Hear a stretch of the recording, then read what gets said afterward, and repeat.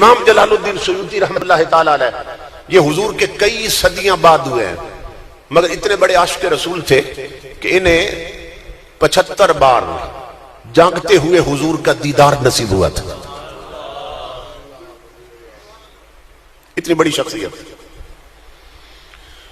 آپ نے اپنی کتاب میں لکھا ہے کہ ایک قبر کھودنے والا بیان کرتا ہے جو قبرستان میں قبریں بنایا کرتا تھا.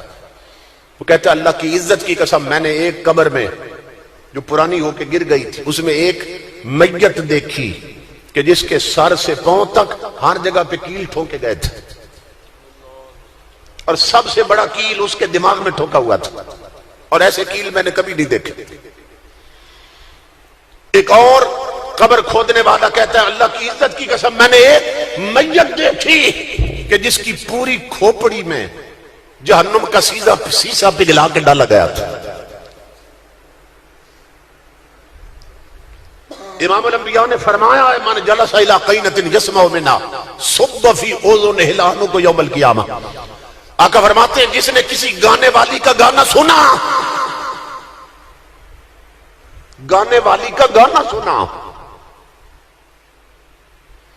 اس کے اڈے پہ جا کے سنا، یا اسے اپنے گھر بلا کے سنا، اسے شادی پہ منگوا کے سنا، یا اس کی سی ڈی خرید کے سنا، یا اس کی آڈیو بنا کے سنا، یا اس کی ریکارڈنگ کر لی اپنے موبائل میں، کیونکہ اصل جرم ہے سننا. آقا نے فرمایا من جلس الی قینۃ جس نے کسی گانے والی کا گانا سنا، قیامت کے دن جہنم کی آگ میں سیسا پگھلا کر اس کے دونوں کان بھر دیے جائیں گے.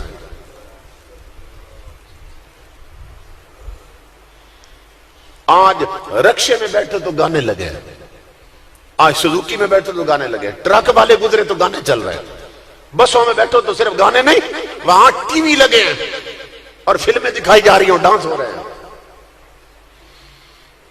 ٹریکٹر والا گزرے تو اس نے بھی گانا لگا رکھا. یہ زمیندار لوگ جو لکڑی کے ہل چلایا کرتے تھے، لکڑی کے ہل، وہ وضو کر کے جاتے تھے جس دن انہوں نے ہل چلانا ہوتا تھا تاکہ رزق میں برکت آ جائے. پھر ادھر ہل چلاتے ادھر اپنے نبی پہ درود پڑھتے رہتے، کلمے کا ورد ہوتا رہتا. کوئی سورہ یاسین پڑھتا، کوئی سورہ کہف پڑھتا، کوئی سورہ واقعہ پڑھتا، تو ہر دانے پر رحمت اتر رہی ہوتی تھی. اب اللہ نے دولت دی اور زمینداروں کے پاس اب ٹریکٹر آ گئے. اب صورتحال کیا ہے کہ ادھر زمیندار کا بیٹا ہل چلا رہا ہے، اس زمین سے رزق لینا ہے، ادھر ٹریکٹر پر بھی کجری کا گانا چل رہا ہے. ہم نے رزق کو بھی ناپاک کر دیا، ہر دانے پہ لعنت اتار لی.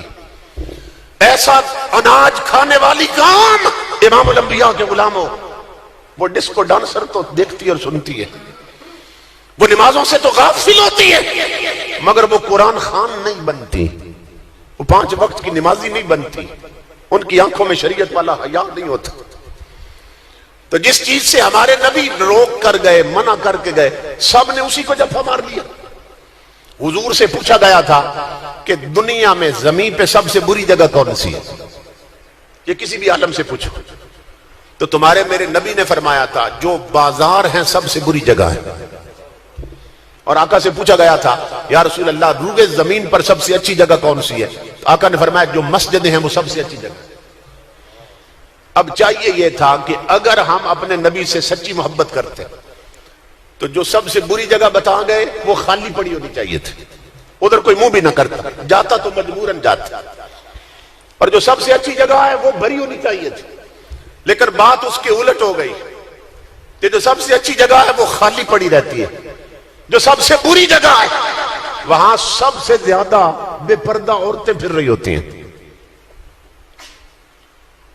تو جو قوم اپنے نبی کے حکموں کے اس طرح خلاف چلے اس کا یہی حشر ہوتا ہے جو ہمارا ہو رہا ہے.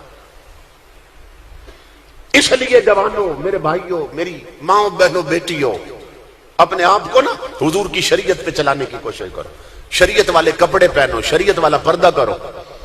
امام الانبیاء نے ایک صحابی ہیں حضرت عبداللہ بن عمرو بن عاص، وہ آئے حضور کی بارگاہ میں، انہوں نے کپڑے سارے اسلامی پہنے ہوئے تھے، صرف کپڑوں کا رنگ وہ تھا جو اس دور میں کافر پہنتے تھے، اس رنگ کے کپڑے کافر پہنتے، زعفرانی رنگ کے کپڑے پہنے تھے. امام الانبیاء نے فرمایا ان ھذہ من ثیاب الکفار، فرمایا میرا غلام ہو کر کافروں والا رنگ پہن رکھا ہے، فرمایا اتار دیں یہ کپڑے۔ انہوں نے عرض کی آقا اس کا رنگ کچا ہے، اگر اجازت دیں تو میں رنگ ہی اتار دیتا ہوں۔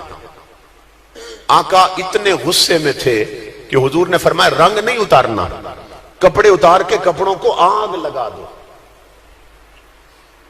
خدا کے لیے سوچو میری ماں بہنوں بیٹی اور بھائیوں اور جوانوں بزرگوں، کہ جس نبی کی غیرت یہ بھی گوارا نہیں کرتی کہ ان کے امتی اس رنگ کے کپڑے پہنے جس رنگ کے کپڑے کافروں کے ہوتے ہیں، تو اس نبی کے دل پہ کیا بیت رہی ہوگی کہ جس کی امت کی اکثریت نے اپنی شکلیں ہی حضور کے دشمنوں والی بنا دی، جس نبی کی امت کی عورتوں نے کپڑے ہی تاجدار کائنات کے دشمنوں والے پہن لیے، جن گھروں کا ماحول ہی تاجدار کائنات کے دشمنوں کے گھروں کے ماحول جیسا بن گیا، حضور کے دل پہ کیا بیت رہی ہوگی۔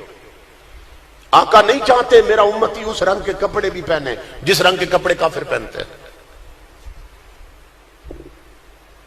تو حضور کو خوش کرنا ہے تو حضور کی شریعت پہ چلو۔ دیکھو نا کتنے افسوس کی بات ہے کہ گھر پہ حضور کے نالین کا جھنڈا لگا ہو، چھت پہ لگا ہو نالین کا جھنڈا، اور چھت کے نیچے ہر وہ کام ہو رہا ہو جو نالین والے کی شریعت کے خلاف، تو اس جھنڈا لگانے کا مقصد کیا ہے؟ جھنڈا لگانا تو گویا اعلان کرنا ہے، اعلان کرنا ہے کہ ہم جو اس چھت کے نیچے رہتے ہیں سب محمد عربی کے غلام ہیں،